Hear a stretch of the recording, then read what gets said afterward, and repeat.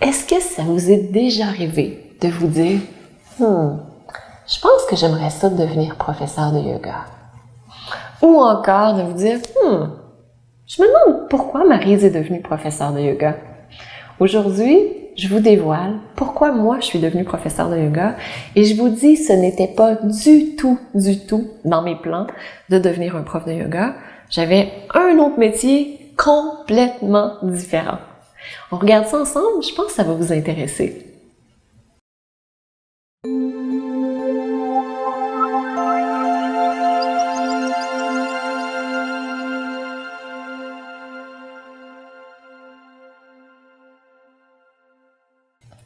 Namasté. Je suis Maryse Lehoux, fondatrice de Diva Yoga. C'est un grand bonheur de vous retrouver aujourd'hui. Grand bonheur également de vous partager pourquoi je suis devenue professeure de yoga, parce que ce n'était pas dans mes plans. Donc, je vous ai déjà raconté, et c'est écrit aussi dans mon livre, le Yoga Rose, pourquoi j'ai choisi de commencer le yoga, pourquoi en fait le yoga s'est un peu imposé à moi, donc avec les événements du 11 septembre 2001, les attentats qui ont eu lieu aux États-Unis, à New York, c'était dévastateur pour moi. J'en ai déjà parlé plusieurs fois, la dépression qui s'en est suivie, et mon médecin qui me dit je pense que toi, ça te ferait du bien de faire du yoga. » Et il a planté la graine pour que je commence à faire du yoga. Et à un moment donné, ce qui s'est produit, c'est que je faisais du yoga, mais juste dans les cours de yoga ou juste en suivant un DVD. Puis il me semble que j'avais d'autres besoins. J'ai lu des livres, tout ça, mais j'avais rien qui m'expliquait comment faire du yoga à la maison. Il faut dire que dans ce temps-là, il n'y avait pas un programme comme j'ai créé par la suite, comme Souple, Active et Sereine, pour apprendre à faire du yoga chez soi, apprendre différentes variations, différentes options, comment créer une séance de yoga pour soi. Donc, c'est juste pour vous dire, c'est l'équivalent de 10 journées de stage.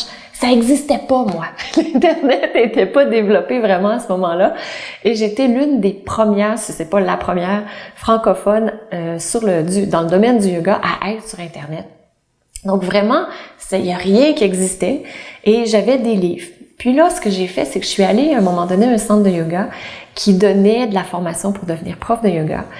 Et je me disais, peut-être que j'aimerais ça, aller faire une formation, pas pour enseigner le yoga. Parce que moi, je vous rappelle, j'étais la personne très, très timide. Donc, devant un groupe, je parlais pas vraiment.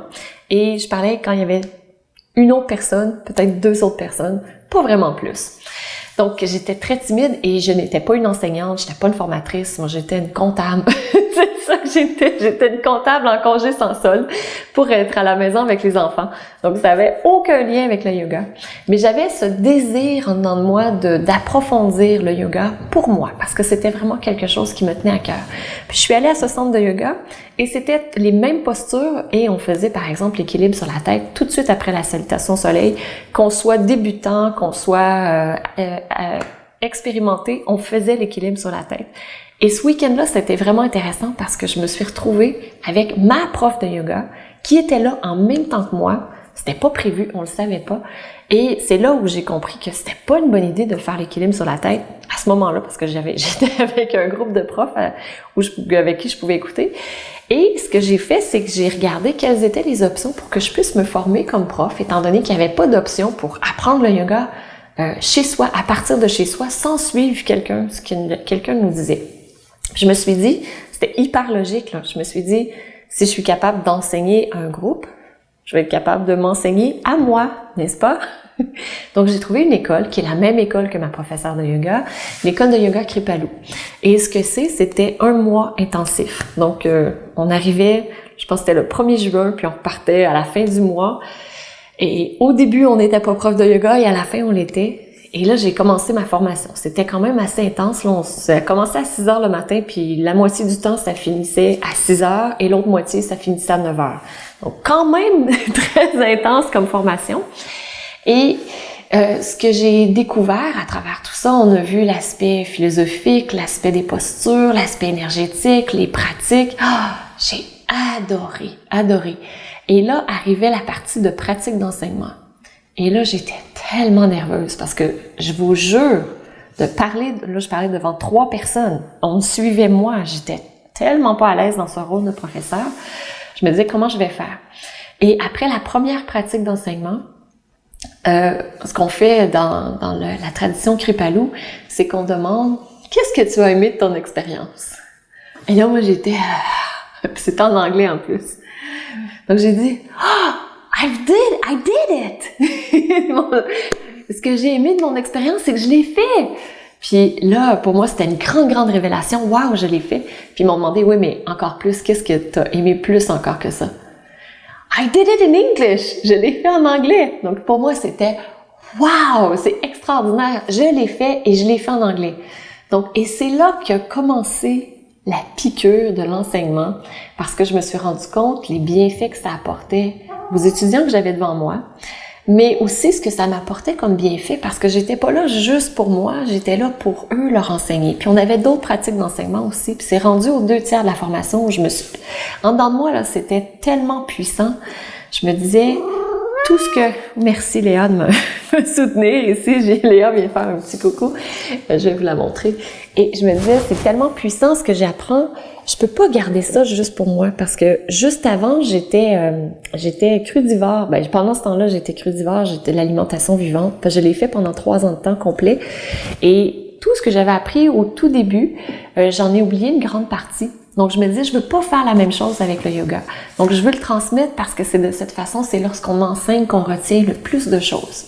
Et c'est là où j'ai commencé à enseigner. Donc, je suis revenue à la maison. J'ai créé un petit groupe dans mon salon à moi parce que j'avais pas trop les foules non plus. Donc, je voulais m'assurer que ce soit quelque chose avec lequel j'étais à l'aise. Et par la suite, j'ai commencé à enseigner sur Internet, donc avec des PDF, des audios. Et c'est comme ça que l'aventure de Diva Yoga est partie. Au départ, c'était uniquement pour moi. C'était l'unique but pour que moi, je puisse apprendre à faire ma pratique à la maison. Et vous pouvez voir comment ça s'est répercuté finalement sur beaucoup plus de gens que moi, beaucoup plus de gens que je touche en personne aussi. Donc, c'est vraiment extraordinaire. J'aurais jamais pensé lorsque j'ai envoyé ma demande pour devenir prof de yoga que ça pourrait faire ça. Et maintenant, ce que je fais, c'est pour avoir un impact encore plus grand. Je forme des professeurs de yoga à mon tour. Donc ça, c'est wow! Quand je les vois grandir, donc il y a les élèves, il y a vous que je vois grandir, que j'entends les prises de conscience que vous avez, c'est vraiment extraordinaire. Puis après ça, quand je vois les professeurs de yoga qui, à leur tour, transmettent cet enseignement, qui, pendant la formation, grandissent énormément, découvrent l'observation, sans jugement, avec bienveillance, qui se découvrent, qui enlèvent ce qui les empêche de briller, comme on voyait dans une capsule précédente hier. Wow! Donc, ce qu'il faut dire aussi, c'est quand j'ai fait ma formation de prof de yoga, j'étais maman à la maison, j'étais en congé sans solde, ça faisait déjà 2 ans, je pense, 2-3 ans. Et 3 ans. Et j'ai choisi d'être encore en congé sans solde pendant encore 3 ans par la suite. Donc, je suis retournée travailler au gouvernement fédéral, je faisais beaucoup d'argent, beaucoup dans les 6 chiffres. Ouais, beaucoup d'argent. Et j'ai failli faire une seconde dépression. Donc, j'ai fait une dépression alors que j'étais enceinte en 2002 de ma belle Cassandra.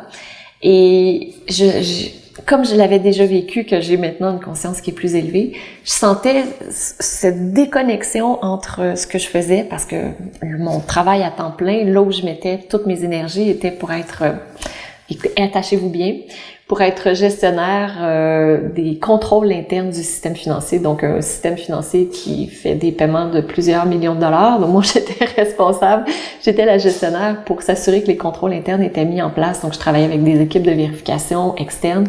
Je faisais des présentations à des directeurs généraux, même sous-ministres adjoints aussi, pour dire voici ce qui est en place, voici ce qui ne l'est pas. Et je sentais une profonde déconnexion entre ce que je faisais le jour et ce que je faisais le soir. Le soir, je faisais Diva Yoga, je m'impliquais dans le yoga, dans Diva Yoga.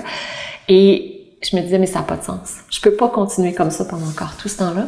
Il me restait 18 ans avant de prendre ma retraite. Et il y a des gens qui me disaient « Oui, mais qu'est-ce que tu fais? Il te reste juste 18 ans avant de prendre ta retraite. Tu peux pas partir tout de suite. » Puis là, quand la première personne qui m'a dit ça, là, c'est là où j'ai eu un choc. J'ai fait « Effectivement, je peux pas rester ici pendant toutes ces années. Je vais mourir, c'est certain. » Et c'est là où je me suis lancée à temps plein par la suite dans Diva Yoga. Mais il y avait déjà une base qui était établie. Donc, tout ça, c'était pour vous raconter un peu pourquoi je suis devenue professeure de yoga. Des fois, c'est pas planifié. Pour moi, c'était vraiment pas planifié. J'ai reçu l'appel qui est venu, qui s'est manifesté. Ça m'a pris un bout de temps quand même pour l'écouter à temps complet. Puis, c'était pas le moment non plus pour pouvoir le faire. C'est comme ça.